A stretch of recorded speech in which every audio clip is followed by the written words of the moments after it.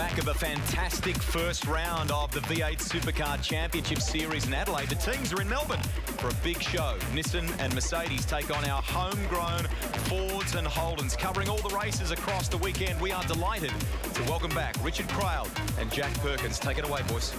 Thanks, Rusty. Big weekend, big year in V8 Supercar racing, Jack Perkins, and it's the start of a new era. New cars up and down the field, and JP, there's some new faces at the front as well, as we saw in race one a little bit earlier. We'll take a look at that in just a sec, but Brad Jones Racing at the front of the V8 Supercar field. How good is that to see? Yeah, it's great. This new car of the future's really mixed up the results. We look at starts of the replay of the first race here. Tony D'Alberto, turn 3, crashed into Michael Caruso, a bit of a brain fade there. And unfortunately, the same thing here for Alex Premack, coming out the pits behind a brand new Mercedes driven by Lee Holdsworth. He got left front damage to that Fujitsu car, which as soon as it met the gravel trap, saw him touch the fence at high speed. That car's out for the rest of the weekend, Richard. Yeah, big damage on the Fujitsu racer. It's been a big weekend for Fabian Coulthard. Qualified on pole, his first ever V8 pole, and engaged in a great battle with Shane Van Gisbergen. Remember, the Clipsal 500 winner, the VIP Techno Autosports car. Passed him down at turn 3. Jason Bright would get by as well. Fabian Coulthard took his first V8 Supercar victory, and it was pretty close behind as well. There was a three-way fight for the minors with a couple of the Red Bull Racing cars and Ford Performance Racing there as well. The results of race 1 are how they'll line up for race 2, which will be over 12 laps here at Albert Park. Fabian Coulthard and Jason Bright from the front row of the grid. Will Davison fought his way through the field from 9th position on the grid to finish 3rd in that race, with Jamie Whincup, the reigning champion, alongside. Exactly right. Red Bull, the second car. Craig Lowndes starting from 5th. Young Scott McLaughlin making his debut season this year in V8 Supercars will start out of 6th now. James Moffat, 7th on the grid for this one. A fantastic finish, the best recorded finish for the Nissan V8 Supercars so far this year, so that's a great job. And his teammate Rick Kelly at 1 row further back in 9th. Yeah, there was a safety car in that race, and it really jumbled the order up. There was a lot of toing and froing, and some people made great ground. Todd Kelly was one of them. He charged his way up to 11th place. Jonathan Webb back to 12th. David Reynolds qualified inside the top 10, but ended up back in 13th in the Model O FPR Ford. Some moves and shakers going the wrong way too. Russell Engel, the only driver in the field to have started every single race here at the Australian Grand Prix at Albert Park, shuffled back to 16th place. David Wall was engaged in contacting pit lane with Mark Winterbottom. Frosty was penalised for that, for an unsafe release. He'll go from 19th, and Alex Davison goes from P20 on row 10. Looking forward to this race. As we said, this is the first time in 20 years that we've seen more than just a Holden Ford battle. We check out the last couple of rows. We've got Scott Pye in 21st, Tim Slade 22nd, Maro Engel in one of the Mercedes 23rd. We spoke about Mark Winterbottom. He actually crossed the finish line in 6th position, but he's relegated back after a 50-second penalty for making contact with David Wall in the pits. He's going to start from 25th position.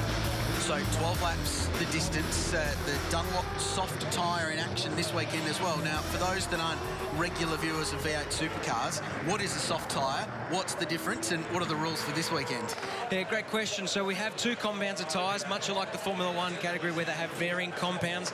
The soft compound tyre is typically a softer construction. It's a quicker lap time, but the degrading of the tyre is quicker. So that means it's quicker for X amount of laps and starts to deteriorate through the run.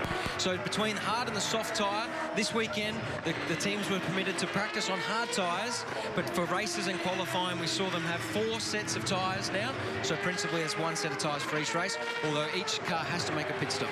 Yeah, so that compulsory stop will be important, and in race 1 earlier on today we saw teams pitting at the end of the first lap. They were straight into pit lane, especially the teams like Red Bull Racing or Brad Jones Racing with Bright and Coulthard that have got a couple of cars towards the front of that top 10. Yeah, normally through the championship rounds we're allowed to pit both drivers on the same lap. Here at the Grand Prix it's a non-championship event, V8 Supercars, so you can only pit 1 car from each 2-car team on separate laps. So we saw teams pit early to ensure there was no confusion if there was a safety car later in the race, and that enabled to free up the grid there and free up the pit stall in case you need to do so. As we said, the safety car really muscled things up.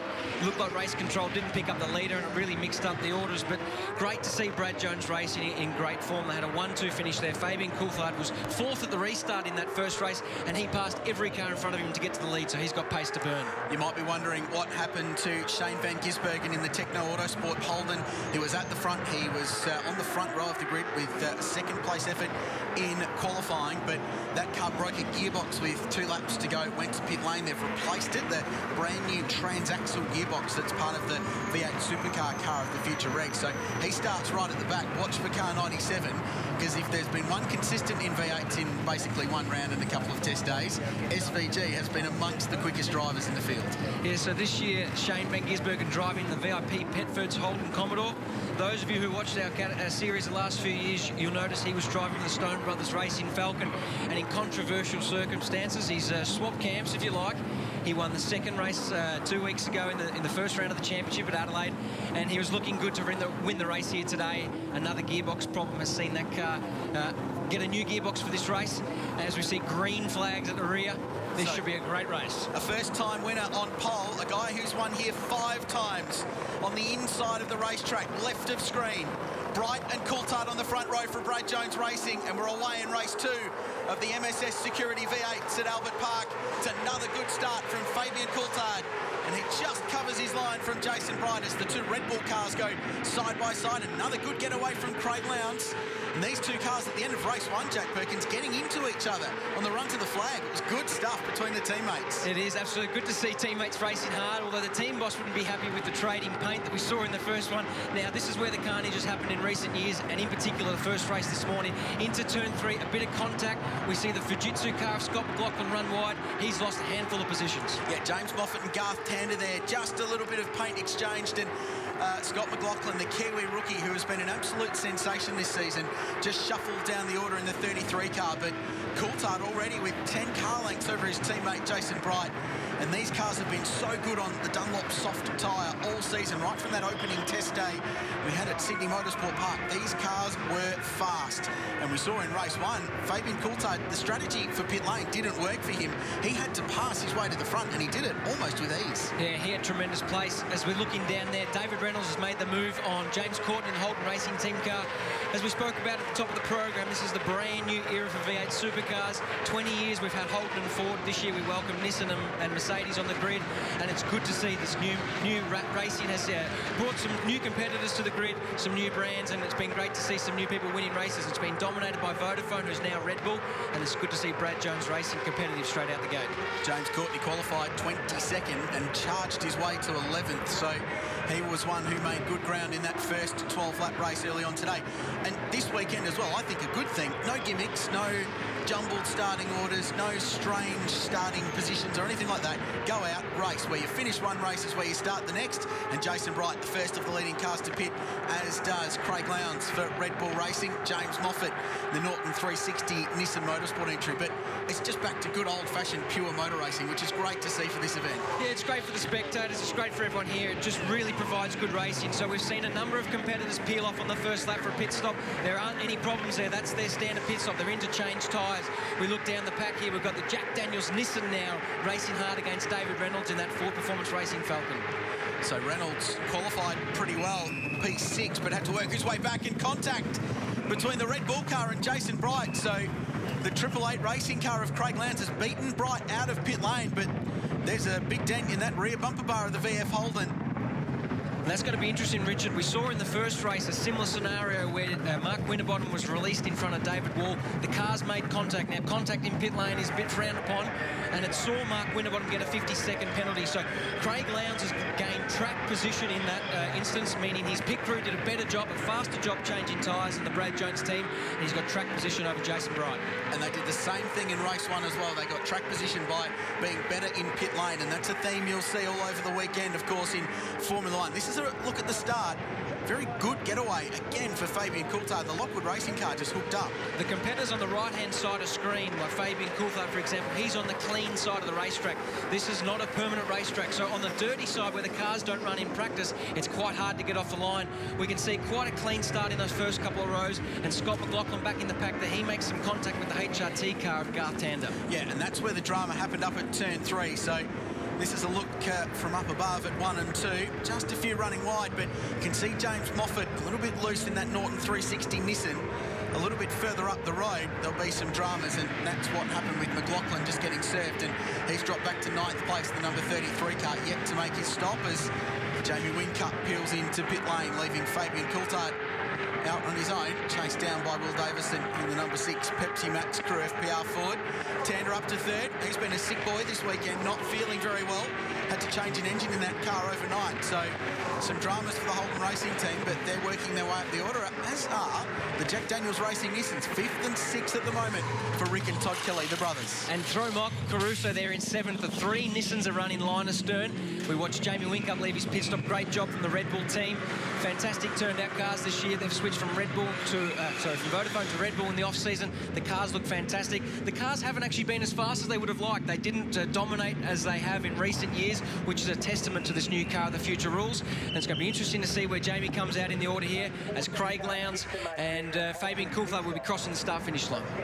Not good for Triple Eight and Roland Dane. Good for us watching that we don't have one team or even 2 teams like last year just dominating the sport. And Lowndes is going to get track position. He sweeps through in front of Jamie Whincup and gets track position. The V8's just starting to warm up here at Albert Park. There's more to come when we come back at a beautiful day, the Formula 1 Rolex Australian Grand Prix.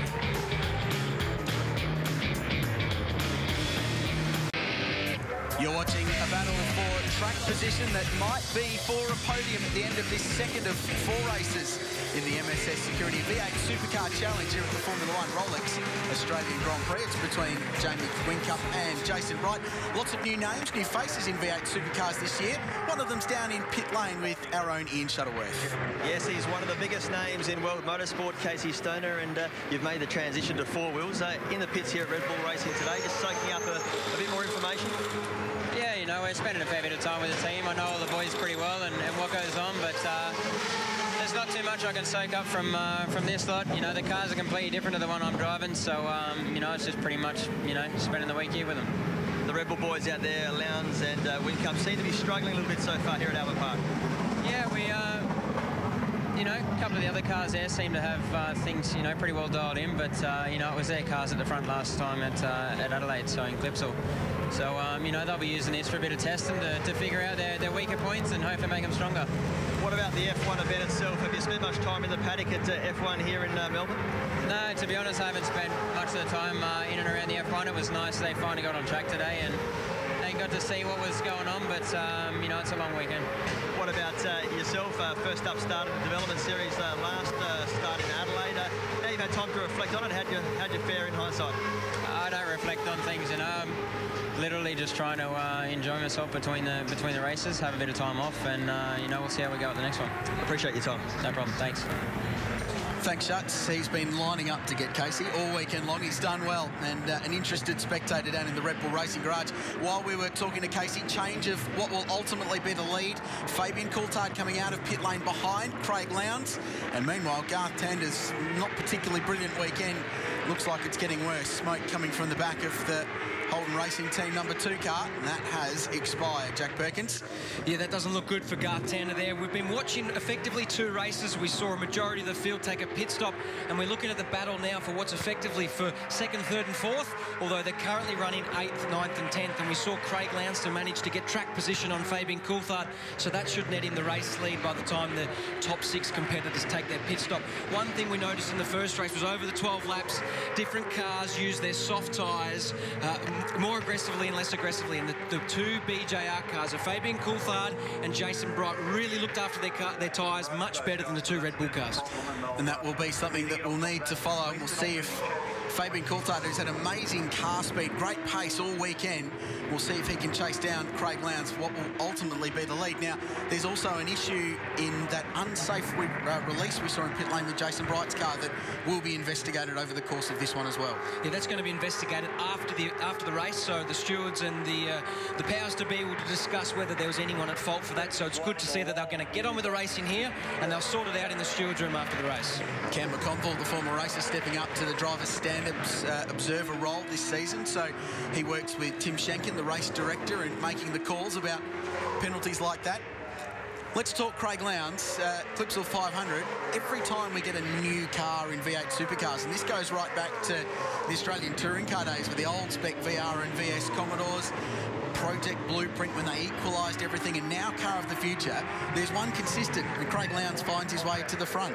Yeah, he's definitely the class of the field in that respect. He's obviously seen as the #1 driver in the category, and often some of these younger guys have got the better of him in recent years, but often when there's a change in the category or something new, a new circuit, for example, Craig is always in that top 1 or 2. So that's showing through here.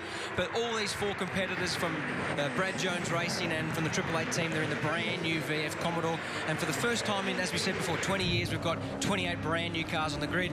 Here we're looking back at a battle between Russell Ingall and Jonathan Webb.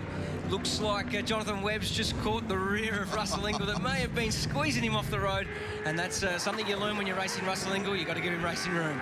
Just a little bit of paint swapping there between those two. Jonathan Webb picking up some last-minute support from Darrell Lee, owned by the racer Tony Quinn, and some good curb hopping down there at turn 1. It's not like Craig Lowndes to be on maximum attack, is it? Bouncing the car over the curbs.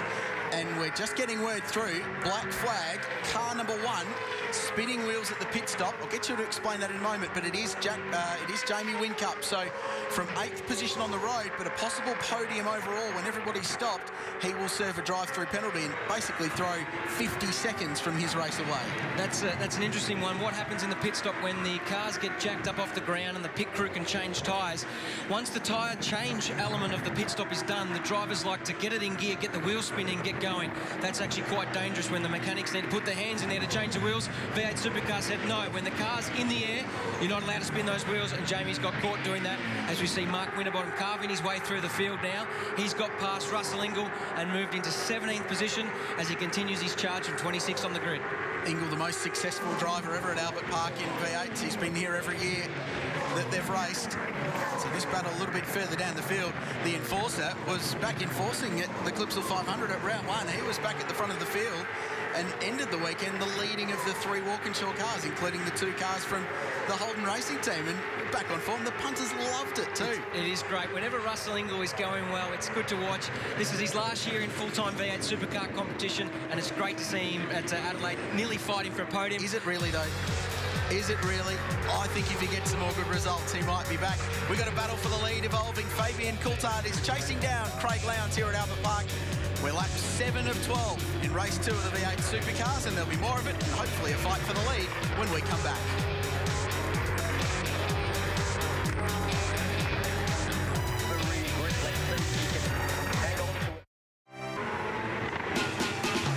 Jamie Whincup coasts through a very long pit lane at 40 slow kilometres an hour, serving his penalty for spinning his wheels before his car was released from the Red Bull Racing garage. Meanwhile, the other Red Bull Racing car involved in a mighty fight for the race lead in race 2 of the MSS Security V8 here at Albert Park.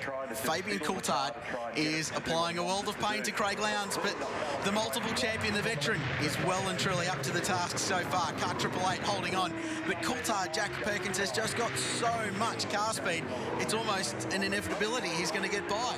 Yeah, it is. That pace in the Lockwood car that Fabian Coulthard's driving is unbelievable. And this is what we look at now. Fabian around the outside of Craig Lowndes into turn 3. Can he make the move stick? It means he's got the entry for the left-handed turn 4, and he's done it. I can't believe he's passed Craig Lowndes around the outside. Great move from Fabian Coulthard. I was just about to say he used all his car speed to catch up to Craig Lowndes, and normally the difficult thing is then to make your way past, but what a great job from Fabian Coulthard.